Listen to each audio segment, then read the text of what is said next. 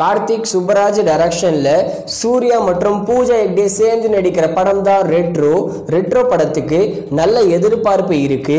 Retro படத்தோட audio மற்றும் ட்ரெய்லரை வர ஏப்ரல் 18 லான்ச் பண்ண போறோம்னு அபிஷியலாவே சொல்லியிருக்காங்க.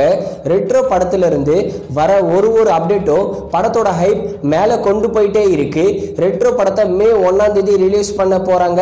இந்த படம் நம்ம சூர்யாக்கு கம்பேக் படமா இருக்குமான்னு வெயிட் பண்ணி பார்க்கலாம். அடுத்ததா மாமன் நம்ம சூரி மற்றும் ஐஸ்வர்யா லட்சுமி சேர்ந்து நடிக்கிற ஒரு ஃபேமிலி என்டர்டைன்மெண்ட் மூவி. மாமன் படத்தை மே 16 ரிலீஸ் பண்ண போறோம்னு அபிஷியலாவே சொல்லியிருக்காங்க. ஆல்ரெடி மே 16 டேட்ல சந்தானமோட டிடி நெக்ஸ்ட் லெவல் படமும் ரிலீஸ் ஆகுது. இந்த சம்மருக்கு ஹாரர் காமெடின்னு 2 ஜானர்ல படங்கள் ரிலீஸ் ஆக போகுது மே 16. அடுத்ததா ஆதிக் ரவிச்சந்தர் டைரக்ஷன்ல அஜித் குமார் நடிச்சிருக்கிற படம் தான் குட் பேட் அக்லி.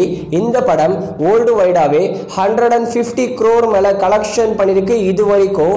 இந்த படம் அஜித் குமாருக்கு ஒரு mega blockbuster movie.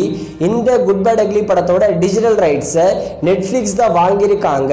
Mostly வர மே 9 குட் பேட் அக்லி படத்தை நெட்ஃபிளிக்ஸ்ல தமிழ், தெலுங்கு, மலையாளம், ஹிந்தி, கன்னடான்னு எல்லா லாங்குவேஜிலும் ஸ்ட்ரீமிங் பண்ணுவாங்க. அடுத்ததா ஹிட் 3.